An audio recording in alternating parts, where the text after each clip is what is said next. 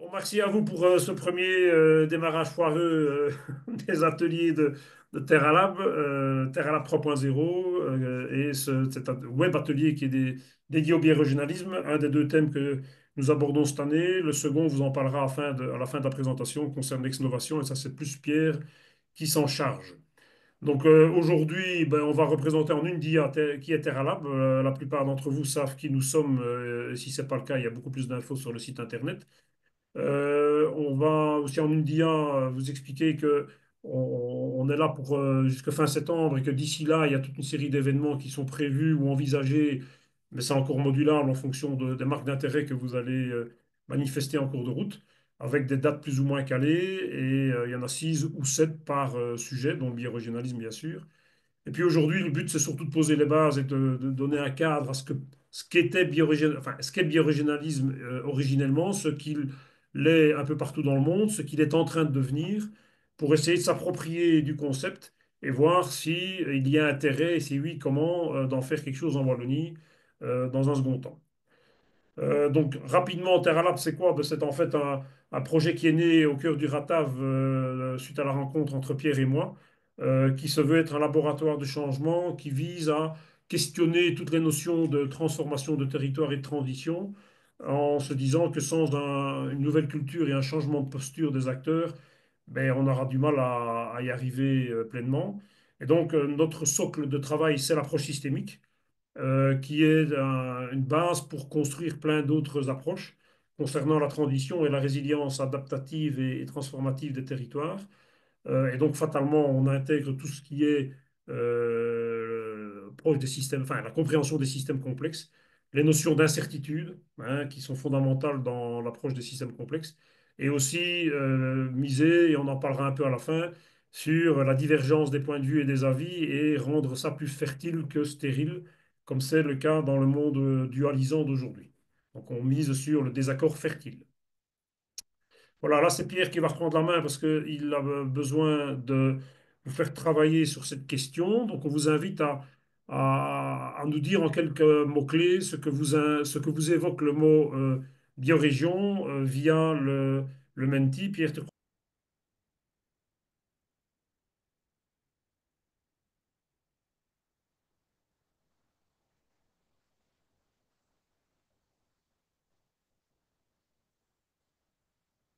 j'en profite pour répondre à Benoît que, non seulement c'est enregistré, mais que de toute façon, les PowerPoints seront mis en ligne, un peu retravaillés sur le site. Vous aurez bien évidemment accès au PowerPoint par après, hein.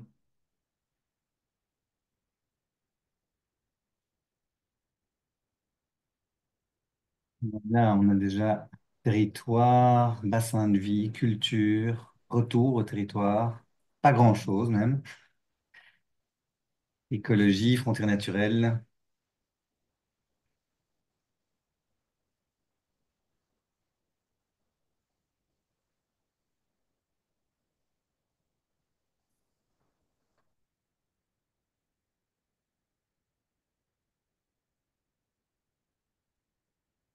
Ok, avec des notions d'autonomie territoriale, donc il y a une dimension politique, il y a évidemment une dimension liée à l'aspect naturel qui définit potentiellement les biorégions, territoire et vivant qui ne sont pas mis ensemble, mais le mot vivant qui est aussi assez fondamental. La notion de bassin versant, on va y revenir, qui est souvent considéré comme le territoire emblématique des biorégions. La notion de coopération, qui est évidemment fondamentale dans tous les projets de transition et qui nous tient fort à cœur au niveau de TerraLab.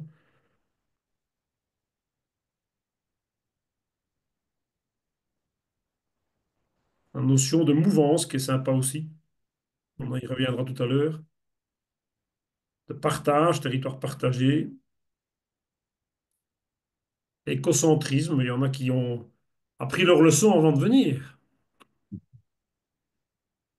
Ok, Pierre, je sais pas si on... Ouais, non, mais voilà, c'est pour voir un petit peu. J'arrête le partage, donc toi tu dois relancer, hein. Ok, super. Bon, j'espère qu'on va pas revenir avec le même problème que tout à l'heure, que ça va bien être... C'est bien... Vous voyez bien la fenêtre Menti, là? Ouais. Oui, Ok. Donc, je vous ai dit que ce premier web atelier sera suivi d'autres événements qui seront soit des web ateliers, soit des ateliers ou des conférences en présentiel. Là, il y a une petite erreur. Le 4 et le 5, ce seront aussi des web ateliers, mais le 3 et la conférence au milieu, là, ce seront en présentiel. Donc, bref, aujourd'hui, on pose les bases, on essaie de comprendre un peu de quoi on parle. L'idée, ce serait dans un second temps de montrer par une série d'exemples, pas que francophones, hein, un peu partout dans le monde, ce que peut être le biorégionalisme au concret et comment les gens en sont venus à faire du biorégionalisme pour se rendre compte que finalement, ben, tout le monde en fait plus ou moins hein, dans les projets de relocalisation, on y viendra tout à l'heure. Il y aura un atelier à Jupy le 22 avril en présentiel et il y aura 25 places maximum pour faire le lien entre biorégionalisme et design et développement régénératif. J'en parlerai un tout petit peu tout à l'heure aussi, mais on est conscient qu'il y a énormément de ponts à faire entre le biorégionalisme et d'autres démarches. Et je salue ici tous les représentants de la démarche ou atterrir, en est une autre, qui est fort proche du biorégionalisme. Et ce jour-là, donc, on fera le lien avec le design et le développement régénératif que Pierre maîtrise assez bien. Le 24 avril à Verviers, au Web Créatif, de midi à 2, il y aura une conférence qui sera donnée avec Ludovic Duhaime, qui est un prof en architecture et qui est spécialiste des designs de territoire. Donc ça, ce sera en présentiel, ouvert à tous et c'est gratuit.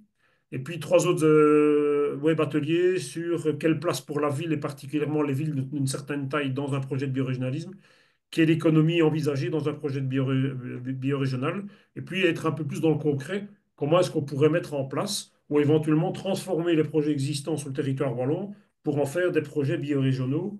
Tout ça, évidemment, si vous considérez, vous et les autres qui suivront par après dans les autres ateliers, qu'il y a un intérêt à le faire. Voilà, ce sont, je dis bien, des événements envisagés parce qu'en fonction des intérêts que vous manifesterez en cours de route, ben, on peut orienter un peu le tir et peut-être creuser certains sujets plus que d'autres. Alors, premier temps, c'est un peu se rendre compte d'où ça vient. Ben, ça vient en fait des années 60 du côté de San Francisco, donc la côte ouest des États-Unis. Et le biorégionalisme a une origine clairement anarchiste et libertaire. C'est clairement la contre-culture de l'époque et tout le mouvement hippie qui en est à l'origine via un mouvement qui s'appelle les Diggers, qui n'a pas existé très longtemps et qui avait comme objectif déjà à l'époque, vous voyez qu'il n'y a rien de nouveau, mais de se réapproprier des pelouses dans la ville de Mexico pour en faire des potagers collectifs. Parce qu'il y avait énormément, il y avait un afflux important, notamment des hippies à San Francisco puis à Los Angeles. Et donc, il y avait une volonté de s'approprier des territoires qui étaient considérés comme un commun et d'en faire un accès gratuit. Donc, il y avait cette notion de gratuité pour permettre aux nouveaux arrivants de manger sur place. Peter Berg était un de ces diggers et lors de la première rencontre de l'ONU à Stockholm sur les changements climatiques, s'est fait le porte-parole des agrariens et c'est là que l'idée a commencé à germer de creuser ce projet birégional qu'il a un peu mieux défini après avoir rencontré Raymond Assmann et Gary Snyder avec trois socles au départ sur ce qu'était la biorégion. C'est une définition de région sur base de caractéristiques naturelles de cohérence, d'homogénéité, l'importance des collectivités qui avaient une maîtrise de savoirs locaux, de savoir-faire pardon, et de pratiques de subsistance localement, donc miser sur cet aspect humain et sur la reconnexion nécessaire des gens entre eux, donc tisser des liens sur des territoires à taille humaine entre les gens, mais également les gens, les humains et les non-humains. Et donc, dès le départ, la définition qu'ils en faisaient, c'était une définition qui avait trait à deux piliers, un contexte à la fois géographique et un contexte cognitif, puisque le biorégionalisme définit un lieu et les idées qui ont été développées à propos de ce que ce lieu permet de faire en termes de ressources, etc., et donc induit comme manière d'y vivre. Ça, c'est vraiment ce qui est la base de la réflexion de ces fondateurs, qui ont été suivis alors par Kirkpatrick Sale, que j'ai envie de citer parce qu'il a écrit en 85 un bouquin qui a été traduit depuis lors en français, le livre L'art d'habiter de la Terre, où il invite toutes les régions, toujours américaines, hein, à se poser la question de comment vivre autrement par rapport aux dégradations qui étaient évidemment constatées à l'époque. Et lui se pose assez fort en défenseur du projet birégional comme étant un projet politique qui peut être défini comme étant un gouvernement par la vie ou le vivant, puisque le lieu de vie ou le territoire de vie étymologiquement signifie biorégion. Il dit c'est le vivant qui doit conditionner un peu les choix qu'on fait sur le territoire sur lequel on habite. Et donc, la définition initiale qui est toujours d'actualité sur la planète de l'Homme Foundation, vous trouverez le site sur Internet si vous le souhaitez, ben, reprécise cette importance des interconnexions entre les différentes espèces végétales et animales sur un territoire circonscrit, qui sont évidemment conditionnées par toute une série de caractéristiques naturelles telles que la géologie, le climat, etc. Et les valeurs culturelles qui sont développées sur ces territoires par des humains qui souhaitent y vivre de façon harmonieuse. Ça, c'est la définition telle qu'ils l'entendent encore aujourd'hui, avec une vision très américaine et donc très liée à tout ce qui est bassin versant, avec des surfaces, des superficies de territoire qui sont évidemment à l'échelle des États-Unis et qui sont peut-être un peu moins en phase avec notre réalité européenne. Néanmoins, le bassin versant reste le territoire emblématique de la biorégion. Il y a eu alors un temps de maturation et d'internationalisation avec une prise, une marque d'intérêt par l'université et également des mouvements politiques qui ont commencé à récupérer le concept.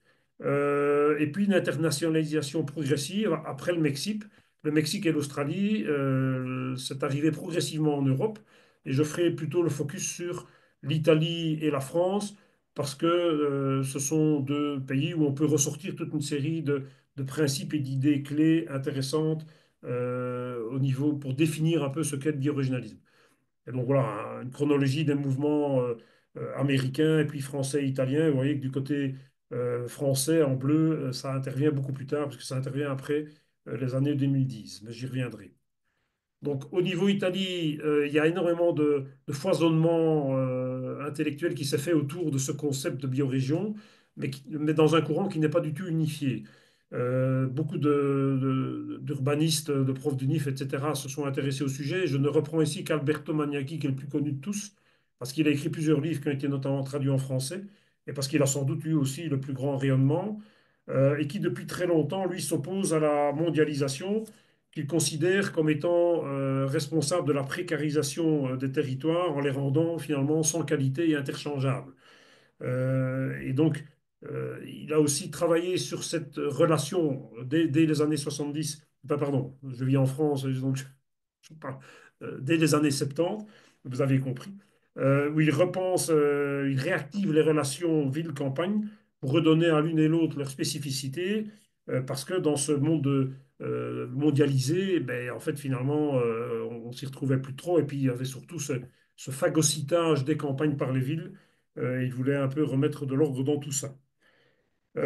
Également une approche systémique qu'il a commencé à considérer comme étant fondamentale parce que l'hyperspécialisation des disciplines qui s'occupaient du territoire provoquait un découpage des territoires en tranches et aussi une gouvernance très verticale. Que ce soit les partis politiques, que ce soit les multinationales, que ce soit les régions administratives ou les États. Tout ça était très verticalisé au niveau manière de gouverner ces territoires, réduisant, c'était sa conception, hein, les lieux et les communautés à ce qu'il appelle un carrefour des fonctions qui étaient à l'échelle mondiale. Et donc, lui, il a cherché à réinterpréter les territoires au niveau de leur identité spécifique par rapport à leur qualité propre, plutôt qu'une interprétation qui était essentiellement fonctionnelle. Là où il fait un peu débat, c'est qu'il a d'ailleurs écrit un bouquin sur le sujet, il parlait de biorégion urbaine, et donc ça questionne la place de la ville et le rôle que la ville peut avoir dans un projet biorégional. En France notamment, il y en a beaucoup qui s'opposent à cette idée que des villes d'une certaine taille puissent avoir une place dans un projet biorégional, et puis ça pose la question de s'il y a une biorégion urbaine, est-ce qu'il devrait y avoir une biorégion rurale? Euh, Autre notion fondamentale chez lui, c'est remettre le territoire en tant que bien commun, un bien donc qui est usagé par l'ensemble de ses habitants et qui repose évidemment la question dans ce cas-là de la propriété privée. Non pas qu'ils veulent l'annuler, mais comment repenser par exemple la propriété, la diversification des propriétés dans le monde agricole et dans la production alimentaire. C'est une des clés de son approche également. Et alors, pour terminer, lui considère que la conscience du lieu vient avant la conscience de classe. La conscience de classe qui est trop basée sur les rapports de production, alors que nous sommes construits, selon lui, d'abord par rapport aux lieux sur lesquels on a vécu, sur lesquels on vit encore, sur lesquels on travaille, sur lesquels on rêve, etc. Et tout ça, évidemment, en lien avec la réalité même de ce lieu qui est spécifique. Et donc, il veut remettre une hiérarchie entre les deux et dire, plutôt que de parler de conscience de classe, parlions d'abord de conscience du lieu, c'est ce qui nous définit. En France, oui, n'hésitez pas, hein, s'il y a des questions en cours de route, on ne l'a pas dit, mais c'est classique, n'hésitez pas à les mettre dans le chat et si elles sont sur des points de compréhension de ce que je suis en train de raconter, levez la main, autant y répondre tout de suite si je suis en mesure de le faire. Donc, comme vous l'avez vu sur la ligne du temps que j'ai présentée en France, il y a un gros foisonnement qui se fait depuis seulement 2010, avec notamment Mathias Rollo. Je ne vais pas citer tous ceux qui s'y intéressent, mais Mathias Rollo, qui est un architecte urbaniste, qui a écrit plusieurs bouquins sur le sujet, qui est un des penseurs principaux de biorégionalisme français, et qui a notamment créé une bibliothèque en ligne, dont vous avez la référence ici, biorégion-bibliothèque.fr, avec énormément de ressources, pas que francophones sur le biorégionalisme. Je vous invite à y aller si ça vous intéresse. Un deuxième, c'est Ludovic Duhaime, donc j'en ai parlé tout à l'heure, avec qui on donnera une conférence le 24 avril au Hub Créatif à Verviers, de 12 à 14 heures, où on va essayer de concevoir différemment le design des territoires avec l'approche biorégionale. C'est une conférence organisée avec l'IS Créative, et donc notamment Karine France-Solé, que beaucoup d'entre vous connaissent. Beaucoup d'autres acteurs du biorégionalisme en France, divers et variés. Sébastien Marot qui fait le lien, lui, entre architecture et agriculture qui ont façonné le monde et qui dit ça va avoir un impact de repenser toute la problématique qu'on connaît aujourd'hui, de repenser la manière dont les villes doivent être réorganisées. Lui n'est pas spécialement de ceux qui pensent, comme c'est le cas de Guillaume Faburel de l'autre côté du slide, que les villes doivent disparaître et vont disparaître dans un projet biorégional où certains considèrent que l'effondrement est inéluctable. Pour Guillaume Faburel et beaucoup d'autres, Thierry Paco le pense également, des villes de plus de 30 à 50 000 habitants n'ont pas de raison d'être. C'est intenable. Et d'autres visions, comme Agnès Sinaï l'a fait, j'en parlerai tout à l'heure, suite à une étude qu'elle a menée avec l'Institut Momentum, pensent un peu comme Sébastien Marot, que par contre, les villes peuvent être réorganisées et peuvent être d'ailleurs découpées en biorégions elles-mêmes. Mais j'y reviendrai. Et donc, le biorégionalisme, même s'il y a cette définition initiale de ses fondateurs, ben, on peut compléter, vous l'aurez compris, que c'est une approche qui est à la fois politique, qui est économique et culturelle, et également spirituelle, quelque part, puisque ça invite à prendre soin du vivant. Et donc ça, c'est une démarche qui est fondamentalement spirituelle, mais on ne le cite que trop peu, basée sur les spécificités écologiques des territoires, en l'occurrence nommées les biorégions. Et donc, cette notion de relation nouée entre les humains et les non-humains est fondamentale et on considère que c'est l'échelle de territoire où elles sont les plus durables, les plus équitables et les plus saines. Mathias Rollo est aussi celui qui souligne le fait qu'une biorégion, c'est non seulement une réalité physique, donc c'est non seulement des cartes que l'on peut définir de façon multiple, hein, puisque ça peut être des cartes basées sur la réalité géologique, sur la réalité faunistique, sur la réalité floristique et également sur les réalités culturelles.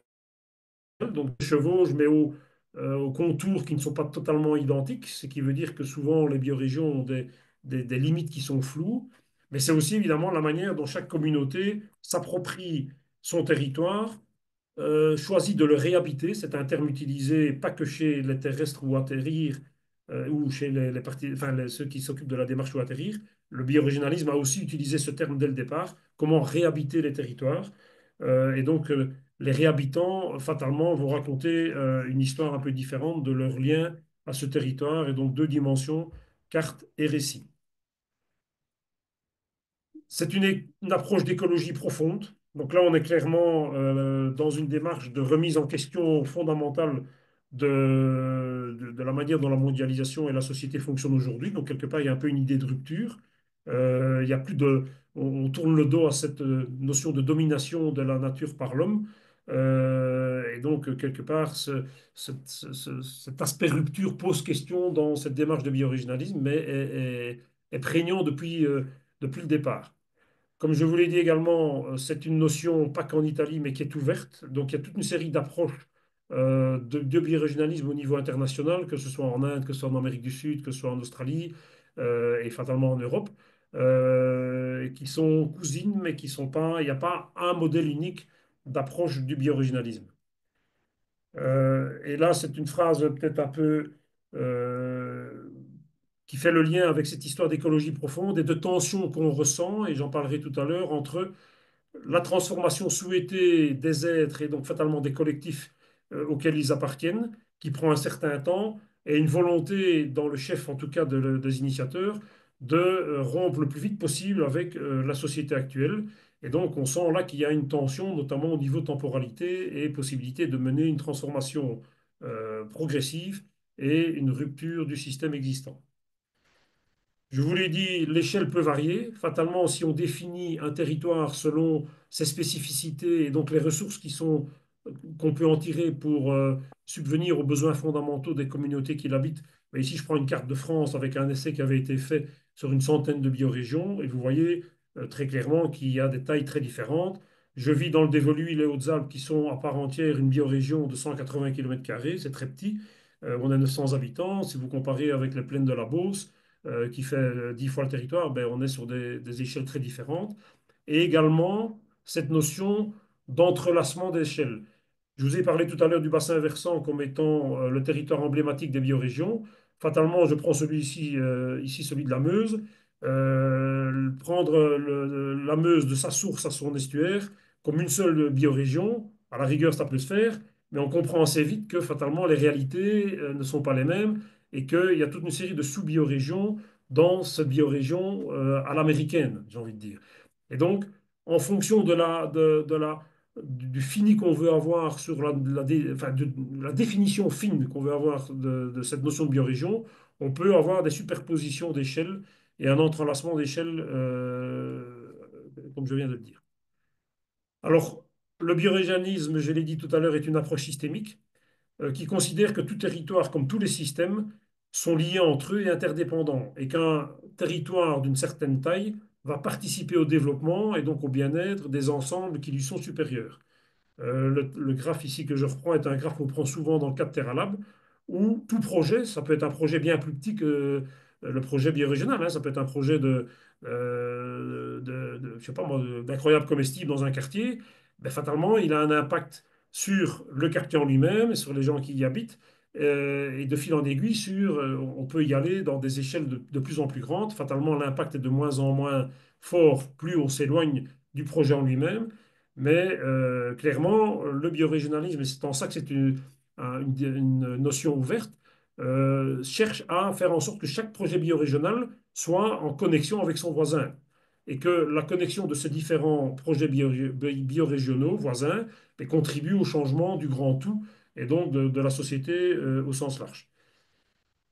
Une autre manière de présenter ça, c'est un graphe qui est repris, enfin un schéma qui est repris de la permaculture et notamment de David Dahlgren, qui montre l'imbrication des principes conceptuels de la permaculture que des individus ou qu'une collectivité, une communauté peut décider d'adopter. Et puis ça rayonne progressivement autour de sa seule sphère pour toucher progressivement alors, le territoire de la biorégion et puis de fil en aiguille le pays, le continent et donc la planète tout entière. Et donc le biorégionalisme n'est pas, comme ça a été le cas par dévoiement lors de son apparition en France, n'est pas un régionalisme vert ou n'est pas instrumentalisé pour provoquer un repli sur soi. Bien au contraire. Comme je viens de le dire, l'interdépendance et le lien entre différentes régions nécessitent à ce qu'il soit ouvert et exactement à l'inverse de ce repli sur soi. N'est pas unique, ni fixe, ni bien définissable au niveau de ses échelles, et donc c'est assez flou. C'est ce qui en fait sa force et à la fois, à la rigueur, peut-être un peu sa faiblesse parce que on aime bien les choses cadrées et ici on est sur quelque chose d'un peu moins cadré. N'est pas non plus une vision passéiste de romantisation du sauvage, d'esthétisation de la nature. c'est clairement une vision progressiste de se réapproprier un territoire pour concevoir différemment son développement. Je l'ai dit, ce n'est pas un courant unifié, n'est pas basé sur les régions naturelles ni en l'humain, donc on n'est pas du tout sur une écologie de protection et de conservation de la nature. C'est clairement une écologie profonde, comme je l'ai dit tout à l'heure, et vous l'avez compris, n'est pas un nouveau découpage administratif. Et là, une phrase un peu intéressante aussi de Thierry Paco qui définit le territoire avec le lien que les habitants en ont et pas uniquement sur une vision utilitariste. Alors, quelques idées, principes clés. Certains, je les répète, mais j'insiste. L'idée, c'est surtout d'insister sur ceux qui paraissent les plus importants. Mais c'est une approche clairement bottom-up d'habitants qui sont fatalement les acteurs principaux d'un territoire, qui façonnent un territoire et qui cherchent à l'habiter autrement. Et donc, un terme utilisé, comme je l'ai dit tout à l'heure, c'est à le réhabiter, à repenser la manière de l'habiter et d'y vivre in situ. Donc, le living in place anglais, c'est vivre en fonction de ce que le territoire vous amène à vivre au quotidien parce qu'il est ce qu'il est. Je l'ai dit, je ne vais plus revenir trop là-dessus parce que le temps passe, les frontières peuvent être floues parce qu'elles dépendent notamment des comportements humains, peut-être juste insister là-dessus, qui est notamment aux frontières des biorégions voisines, ben, fatalement vont être à cheval entre deux biorégions. Et donc définir une biorégion de façon fermée, c'est totalement contre-productif et c'est un non-sens. Et puis il y a aussi la perméabilité des écosystèmes dans ce qu'on appelle les écotones, il y a parfois des zones très claires qui définissent, qui limitent un écosystème par rapport à un autre, mais dans beaucoup d'autres cas, il y a un transfert entre des plaines et une vallée qui se font de façon très progressive. Territoire bien commun, je l'ai dit, avec cette notion de propriété privée à re-questionner, vision transversale et systémique également. L'écocentrisme, qui est un terme qui était sorti tout à l'heure, son pendant, évidemment, c'est l'antispécisme, puisqu'il n'y a plus de domination de l'humain sur le non-humain, ben, qui va provoquer un projet qui était déjà considéré en 81 comme celui de la coévolution de l'homme et de son environnement, et donc de non-humain. C'est un projet, vous l'avez compris également, antinationaliste, puisque quelque part, les zones naturelles qui définissent avec homogènes qui définissent un territoire, ben, elles se fichent complètement des frontières. Et typiquement, j'ai pris tantôt le bassin versant de la Meuse, même si on peut le découper en différentes biorégions, au sud, enfin, du côté français ou du côté belge, dans la région de Givet, on est clairement sur des biorégions homogènes, alors qu'on est de chaque côté de la frontière. Et puis, antinationalisme également, parce que le projet biorégional, et c'est ça sa vocation politique, c'est ramener beaucoup plus de pouvoir et d'autonomie décisionnelle sur des territoires plus petits. Et donc, le biorégionalisme, initialement, cherche à décentraliser les décisions au niveau des territoires. C'est aussi un projet historiquement qui est anticapitaliste, puisque l'idée, quand on envisage le territoire comme un sujet vivant, avec toutes les composantes qui s'y retrouvent, ben, on a tendance plutôt à le ménager à le presser comme un citron et comme une ressource qu'on aménage au bénéfice du seul humain. Cette notion d'anticapitalisme est évidemment fait débat et fait écho à cette rupture dont j'ai parlé tout à l'heure. Ces notions d'antinationalisme et d'anticapitalisme, ben, fatalement, vont nourrir toute la manière de repenser la relocalisation à la fois politique et économique, puisque clairement, derrière cette manière plus sobre et frugale de concevoir le ménagement d'un territoire, ben, il y a des modèles économiques qui vont en découler, et que décentraliser, ben, ça a un impact sur la manière de relocaliser les décisions prises sur le plan politique. Et donc, clairement aussi, on ne parle pas d'autarcie, de nouveau, j'insiste là-dessus. On parle de recherche d'autosuffisance et donc de possibilité de combler au mieux les besoins fondamentaux, sachant qu'on ne peut jamais les combler à 100% et qu'on aura besoin des biorégions voisines pour pallier à ce qu'on n'est pas capable de faire localement. Alors, juste deux petits exemples très rapidement aujourd'hui. L'idée, c'est d'en donner beaucoup plus prochainement. Celui de Cascadia, qui est l'exemple souvent cité comme étant l'exemple caractéristique, puisque c'est le plus ancien, et qui est situé sur la côte ouest des États-Unis et du Canada, donc à cheval sur les deux pays, bon, qui est quand même une zone énorme. Donc, quand je vous disais la biorégion, euh, comprise à l'échelle des territoires américains n'a rien à voir avec celle des territoires européens. On est sur un territoire là qui fait 60 fois celui de la Belgique, donc ça vous situe, mais avec 17 millions d'habitants. Donc vous voyez que les réalités sont totalement différentes. Et Cascadia, en fait, son origine, c'est tout simplement, enfin, essentiellement un roman qui a été écrit par Ernest Callenbach dans les années 70 et qui s'appelait Ecotopia et qui racontait l'histoire d'un territoire à la fois écologiste et sécessionniste qui était parvenu à solutionner tous les problèmes qu'on rencontrait déjà à l'époque et qui s'incarne à travers un hymne national, un drapeau, à travers toute une série de produits qui sont déclinés à la marque Cascadia et qui aujourd'hui a toujours cette volonté sécessionniste avec un parti politique qui renaît un peu de ses cendres et qui ambitionne cette issue-là. Je reviens là 50 ans plus tard. J'avais cité tout à l'heure Agnès Sinaï.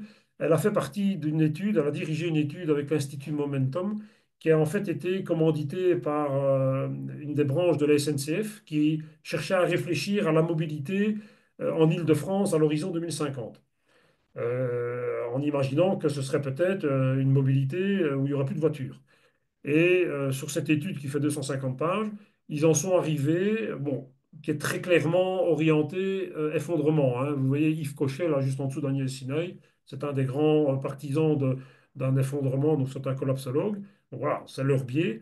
Mais je le cite parce qu'en fait, ici, c'est un exercice de prospective qui a amené toute une série d'acteurs à s'intéresser au concept de biorégion et à repenser Paris et l'Île-de-France découpé en 8 biorégions, avec un exode rural, puisque ces biorégions n'étaient plus peuplées qu'en moyenne de 800 000 habitants. Donc vous voyez qu'il y avait une partie de Paris qui avait remigré dans les campagnes, et le cœur de ville était repensé aussi pour permettre une autosuffisance alimentaire beaucoup plus importante notamment. Et donc, évidemment, autour de tout ça, il y a tout ce qui est sobriété énergétique, en fait, tout ce que vous connaissez autour de ce genre d'exercice de prospective. Voilà, alors pourquoi Terra Lab s'intéresse au biorégionalisme? Bon, je l'ai dit en entrée de jeu et je ne vais pas le répéter, Terra Lab, sa pierre angulaire, son corps de métier, c'est la compréhension des systèmes complexes et donc c'est tout ce qui est l'approche systémique. Le biorégionalisme est une manière d'approcher la compréhension des territoires de façon systémique. Et on pense aussi, et là on tâtonne un petit peu, mais que le biorégionalisme, et je vais l'expliquer juste après, est intéressant parce qu'il permet un changement d'échelle de toute une série de projets qui sont difficiles à sortir un peu de l'entre-soi et a un potentiel de transformation intéressant. Alors, voilà, en réfléchissant à ça, je me dis comment est-ce qu'on place le biorégionalisme par rapport à toute une série d'autres mouvements qui visent la relocalisation, qui visent la reterritorialisation que vous connaissez. Il y en a toute une série d'autres, bien évidemment, que je n'ai pas citées. Et se dire, mais comment est-ce qu'on articule tout ça? C'est un peu la question qu'on se posait. Avec un premier constat, c'est que cette approche systémique, on la retrouve essentiellement dans l'approche de la permaculture et dans le design régénératif dont on parlera le 22 avril à Jupille. À Jupille, bon, pour la petite histoire, c'est en fait chez Pierre dans sa superbe grange. Et donc là, c'est un premier lien qu'on faisait. Et dans un second temps, on s'est dit, mais finalement, et c'est là que je veux en venir au changement d'échelle, est-ce que le biorégionalisme, on ne devrait pas grandir un peu son cercle et y intégrer, sans le faire de façon totale, toute une série d'autres démarches en cours, dont la permaculture et le design génératif, parce qu'on se rend compte, et je vais prendre là plutôt l'exemple des circuits courts et ce qui s'est passé pendant le Covid, qu'en fait, beaucoup de projets qui sont par essence biorégionaux, c'est-à-dire qui essayent de rapprocher les citoyens entre eux, les associations entre eux, à travers, par exemple, la consommation locale de produits, mais ont du mal de sortir de l'entre-soi et ne parviennent à convaincre les usual suspects, comme on dit souvent. Or, le projet biorégional, puisqu'il invite à réfléchir à une échelle territoriale plus large, de façon systémique et donc en sortant de la seule alimentation dans ce cas-ci, ben, il va évidemment connecter et tisser des liens avec toute une série d'autres acteurs et des acteurs qui ne sont pas nécessairement acquis à la cause des circuits courts, par exemple. Et donc, on pense que c'est un moyen de tisser des liens entre des projets qui sont aujourd'hui fragmentés et de mobiliser plus largement sur un territoire qui est encore facilement appropriable par les communautés qui existent.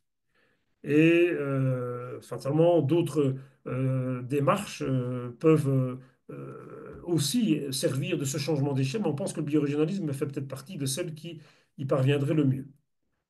Alors, on pense aussi qu'il a un potentiel de transformation assez important. Je vous ai parlé tout à l'heure dans le chef de ses fondateurs, de cette vision un peu révolutionnaire et de volonté de rupture avec le système en place. Donc, c'est un paradigme qu'on oppose au paradigme existant. Or, si on reprend les différents leviers, c'est aussi un schéma qu'on présente assez souvent avec TerraLab, de Donenla-Meadows, qui était quand même une des, des plus compétentes en termes de la compréhension des systèmes complexes.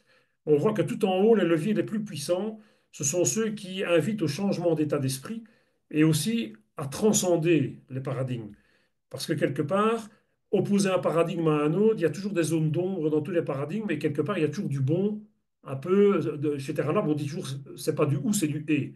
Il y a toujours du bon à garder du monde existant et à mixer avec le monde à faire advenir. Et donc, transcender les paradigmes plutôt que d'être dans une position dualisante d'opposition nous paraît une approche que le biorégionalisme propose. Et là, je reviens sur la phrase de Mathias Rollo puisqu'il nécessite une transformation lente, puisque c'est clairement une remise en question personnelle fondamentale des individus et fatalement des collectivités, avec une volonté d'aller vite dans un changement de société. Et donc l'articulation des deux nécessite cette posture un peu entre les deux, et c'est aussi ce qu'on trouve dans les deux boucles qu'on trouve ici à droite. Plutôt que d'avoir deux boucles qui s'opposent avec les partisans d'Ancien Monde qu'il faut conserver et ceux de nouveau qu'il faut absolument, qui doivent venir pour le remplacer à 100%. Il y a un chevauchement entre les deux qui nécessite un mix des réalités de chacun et le birégionalisme nous paraît être une euh, possibilité de le faire. La preuve en est, c'est que assez bizarrement, depuis, je veux dire, une bonne année, il y a énormément de choses qui se font autour du biorégionalisme, comme si c'était devenu un concept un peu plus à la mode.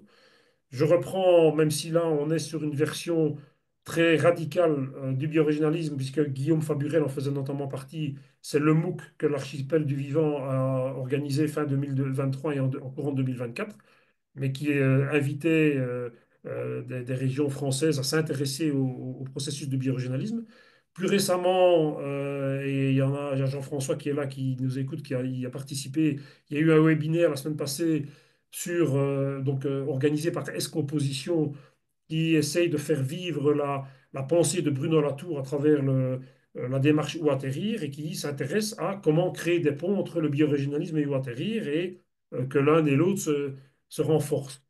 Ça, c'est pour le monde francophone. Et alors, il y a tout ce qui se fait au niveau du monde anglo-saxon qui foisonne d'initiatives, de formations sur comment mettre en pratique le biorégionalisme. Et vous voyez que ça commence en avril, donc en avril 2025, donc c'est maintenant comment organiser sa propre biorégion avec tous les projets existants, mais qui sont fragmentés, comment arriver à les réunir dans une vision de développement d'un territoire, comment faire converser, il y a un site assez bien fait où il y a 7 ou 8 conversations, tout ça en anglais, mais d'acteurs des circuits courts, d'acteurs de forêts à sauvegarder, etc. Le biorégionalisme étant souvent à l'origine une volonté de s'opposer à des dégradations du territoire. C'est quand même encore le plus souvent comme ça que ça se fait. Mais comment est-ce qu'on réunit tous ces acteurs, qu'on les fait converser dans un projet de biorégionalisme assumé? Et avec également des gros financements, puisqu'il y a jusqu'à 50 millions d'euros là, qui ont été débloqués pour confirmer que le potentiel biorégional est réellement un potentiel intéressant pour transformer les territoires européens. Voilà, donc tout ça est en train de se faire ce qui nous donne l'impression que Terra Lab, c'est un peu un hasard, mais est dans l'air du temps. Voilà, voilà. Donc, un peu rapidement, un peu brosser large, avec plein d'autres choses à dire, mais que je ne dirai pas aujourd'hui. Une manière de brosser le paysage du biorégionalisme. Oui, peut-être terminer par cette carte, qui est donc réalisée par ce consortium européen qui s'appelle Bioregional Weaving Labs, qui est basé du côté hollandais, enfin, dont le cœur est en Hollande.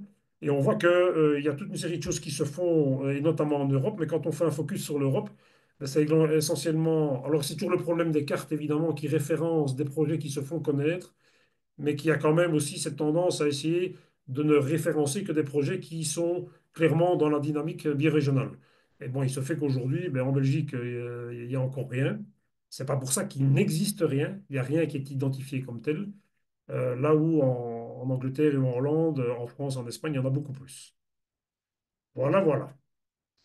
Et donc, sur base de ça, peut-être après l'une ou l'autre question de compréhension, s'il y en a, ce qu'on vous proposait de faire, c'était en sous-groupe. Et là, c'est Pierre qui va prendre la main pour vous répartir en sous-groupe de 3 ou 4 personnes pendant une douzaine de minutes, d'échanger entre vous sur base de 2 questions, mais ça peut être d'autres, hein, pour voir un peu ce que ce concept, ce que ça évoque pour vous, maintenant que vous en sachiez peut-être un peu plus, et notamment par rapport à votre propre investissement dans des mouvements de relocalisation, que ce soit où atterrir, que ce soit les ceintures alimentaires, que ce soit d'autres choses, un GAL, etc., une bibliothèque. Euh, Ce sont des sujets qui vous occupent tous. Qu'est-ce que le biorégionalisme vous permet d'envisager d'autre, de faire autrement? Quel intérêt vous y voyez ou quel frein? Enfin voilà. Voilà, la question qui se posait ensuite, c'est de se dire, OK, qu'est-ce qu'on fait avec ce concept, vu le contexte qui va à l'inverse de ce qu'il propose, mais en tenant compte quand même, notamment ici de l'intervention de Daniel à la fin. Et je dis, tiens, biorégionalisme, si on met biorégionalisme et Wallonie sur Google, qu'est-ce que ça donne? Ben, ça donne le site Terralab, ça donne une conférence qui a été donnée à Liège par Mathias Rollo, justement, il y a 3 ans. Ça donne un article d'Etopia, puis point, plus rien. Alors, ça ne veut pas dire qu'il n'y a rien qui se fait, ça veut juste dire que le concept en tant que concept à part entière ben, n'est pas approprié, n'est pas pris en main et n'est pas fatalement questionné pour voir ce qui peut permettre de faire par rapport à plein de choses qui existent et qui sont dans une mouvance biorégionale. Et donc, ce que j'ai fait par après, c'est de me dire, si on devait penser la Wallonie à l'aune de ce que peut être la définition du biorégionalisme. Ben, on pourrait dire la Wallonie, c'est 2 biorégions. Si on considère qu'une partie de la Wallonie est reprise dans la zone biogéographique qui est l'Atlantique, c'est toute la SB et le nord du Hainaut, alors que tout le reste de la Wallonie est dans la zone biogéographique qu'on appelle médio-européenne. Ça pourrait être une manière de définir le biorégionalisme de zones. Si on prend les régions agrogéographiques wallonnes, elles sont 9. Là, on est déjà plus fin dans une définition des territoires en fonction de leur spécificité, agrogéographique en l'occurrence. Si on prend les ensembles paysagers, on voit que là, on passe à 13. De nouveau, c'est ce que je vous disais tout à l'heure, les différentes couches et les différentes manières de définir une biorégion se superposent et amènent à des entrelacements d'échelles et fatalement des définitions de zones qui peuvent parfois être un peu floues. Si on prend un aspect purement culturel, il y a 8 dialectes wallons. On a dit, c'est aussi une manière de définir des biorégions, c'est l'aspect culturel. J'ai juste pris les dialectes. Il n'y a pas beaucoup d'autres cartes qui existent au niveau culturel, folklorique ou autre, mais bon, là, ça a le mérite d'exister. Si on prend alors ce qui était le territoire emblématique des biorégions, les contrats de rivière, ils sont 14. Si on prend les parcs naturels, ils sont 13 sur des zones qui sont différentes et qui se chevauchent avec ces parcs naturels, et toute une série du territoire wallon n'est pas couvert. Si on prend les Galles, il y en a 2 présents ici, ils sont 21, mais de nouveau avec des zones très couvertes et d'autres qui ne le sont pas du tout. Donc là, on est évidemment sur des découpages administratifs du territoire wallon, mais en lien avec des réalités toujours proches de la nature malgré tout. Et si on prend, pour terminer, les CPA, donc les conseils de politique alimentaire ou les ceintures, j'ai pas trouvé de carte de ceinture, il n'y a plus qu'une carte des conseils de politique alimentaire. Ben là, ils sont 14 et toujours, enfin, souvent centrés autour d'une ville. Donc là, ça permet de relier évidemment l'aspect rural et l'aspect urbain, mais avec de nouveau des zones qui ne sont pas couvertes. Et donc, qu'est-ce que le biorégionalisme vient faire dans ce jeu-ci? Est-ce que, comme l'a dit Christelle, c'est une couche de lasagne en plus? Ou est-ce que c'est une manière de concevoir une autre dynamique de territoire qui prend en compte l'existant, mais, et là en réponse à ce que Aurélie disait, qui a comme fondamental, c'est et Daniel l'a cité aussi, d'amplifier la mise en réseau des acteurs. Hein, c'est le terme qu'utilisait Renaud dans le sous-groupe, c'est soigner mes interactions dans des cercles qui s'entrecroisent en permanence. Et donc sortir de l'entre-soi et sortir de ce qu'on fait en tant que contrat de rivière pour s'ouvrir à d'autres choses. Et donc on est au cœur, évidemment, de cette notion d'approche systémique, de fonctionnement des systèmes et de soigner les relations au sein des biorégions entre l'ensemble des acteurs existants. Et donc, c'est là que, il y a sans doute quelque chose à faire, sachant que les questions, elles sont multiples. Et on va peut-être, on vous propose ici de faire un échange en collectif autour de ces questions.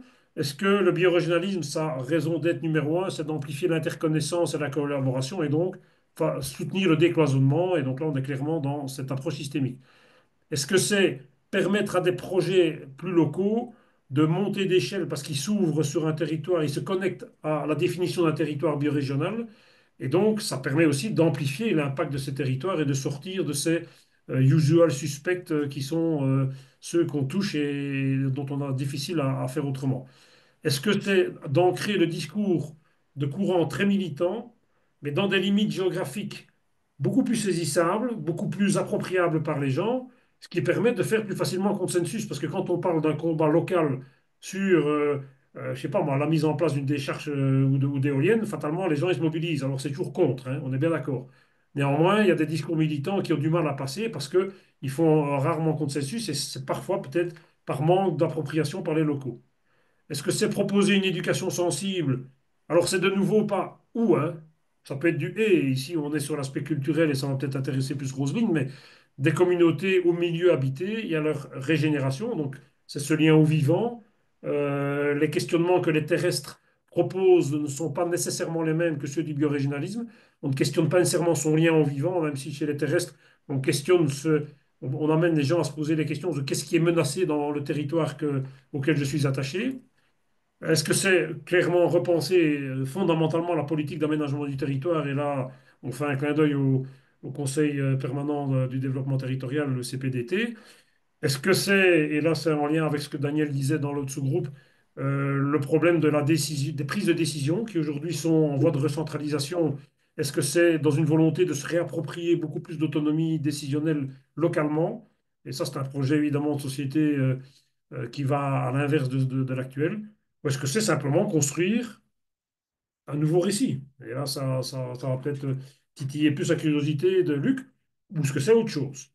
Et donc voilà, nous on se dit, le biorégionalisme en Wallonie n'est pas présent consciemment et en tant que tel, peut selon nous amener une dimension complémentaire mais avec des zones de tension, et notamment pour ceux qui étaient présents le 8 décembre, lors de la clôture de Terra Lab 2.0, on a commencé en parlant de désobéissance. Clairement, redonner plus d'autonomie de décision aux communautés locales, c'est un peu désobéir à la manière dont les choses fonctionnent aujourd'hui, mais pourquoi pas.